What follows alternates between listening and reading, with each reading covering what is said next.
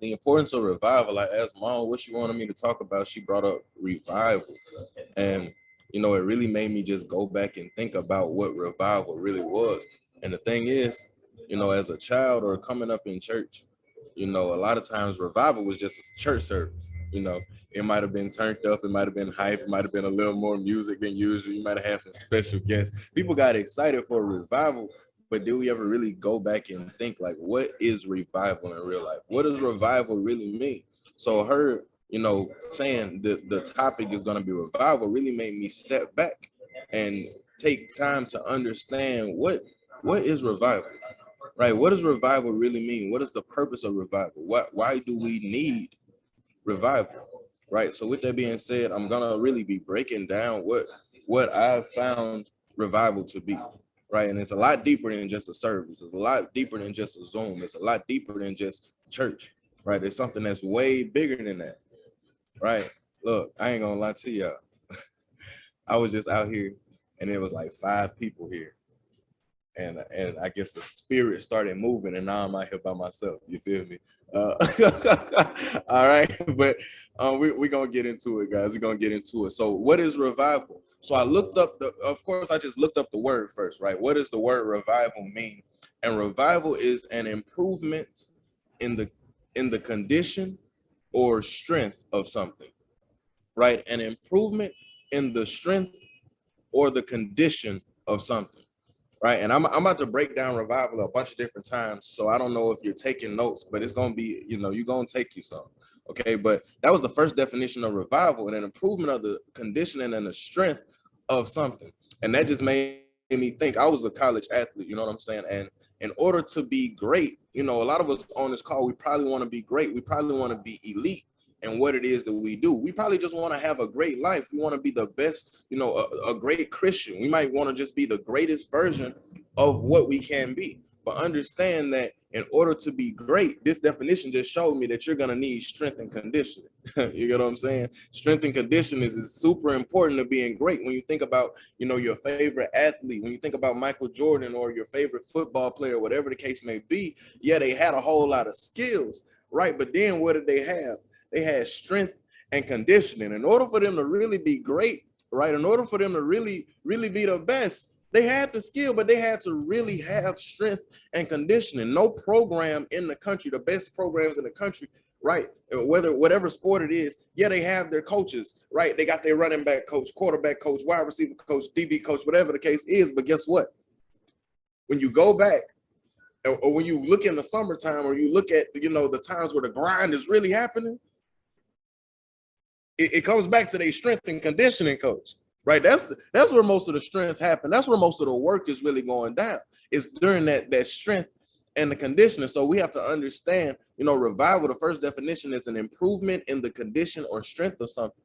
And all the time, as people, as Christians, as anything, we have to continuously improve our strength, and conditioning, right? There's a reason for that. So I want everybody to understand that, God puts us through certain things, but he puts us through these things to improve our strength and conditioning, right? And the thing is, I want a lot of people who are on this call, stop giving the devil so much credit for stuff.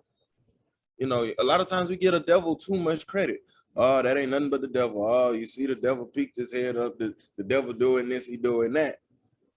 Sometimes that's not the devil. if we being completely honest, sometimes that's not the devil. Most of the times that's God, right? See, a lot of times we want this blessing, right? We want this certain goal. There's something that we desire, but the thing is, you have to go and grow through something in order to receive that blessing. So what usually happens is God puts something in front of you so that you can grow through it. But on the other side of what's in front of you is that blessing that you really want, right? The on the other side of that hardship or of that, whatever is difficult is a blessing. But I have to go through this in order to receive the blessing. See, a lot of times we try to blame it on the devil, but usually God puts it right there, right? God puts it right there, and we have to get through it. We have to go through, we have to grow through it in order to receive that blessing that's on the other side. And a lot of times, since we blame it on the devil, we try to ignore that issue, right? We try to ignore that circumstance as if it's not there to improve our strength and condition. So what'll end up happening is this, right? And it's something one of my mentors, really brought up to me. A lot of times we try to ignore God's message and it'll go away, but then it's gonna come back and he's just gonna keep on turning up the value. Right? A lot of times we try to ignore the message, but he's gonna keep turning up the value. You get what I'm saying? So a lot of things are getting put in front of you and you're trying to ignore it. No, it's there because God is putting it there to improve your strength and conditioning so that you can be great. Does that make sense? Okay, so these situations are happening because you have to improve your strength. You have to improve your conditioning. That's the first definition of revival, right? You improving your strengthening and conditioning is going to put you in better shape for the race.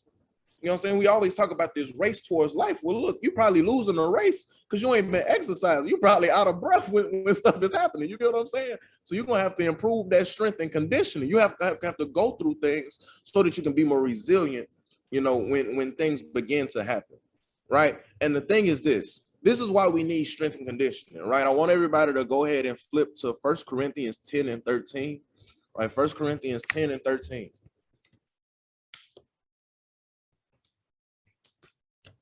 And a lot of us might know this scripture because it's really the scripture that says, God will never put more on me than I can bear, right? That's what the scripture, most people think of when they think of that scripture. But, if we're looking at the Good News translation, it reads, every test that you have experienced is the kind that normally comes to people.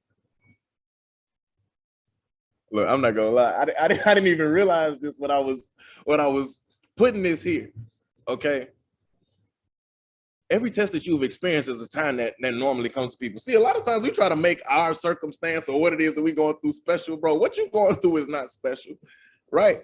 Most people normally go through this. People normally go through it. Stop trying to make your problem special. Your problem is not special. The only thing that's special is you.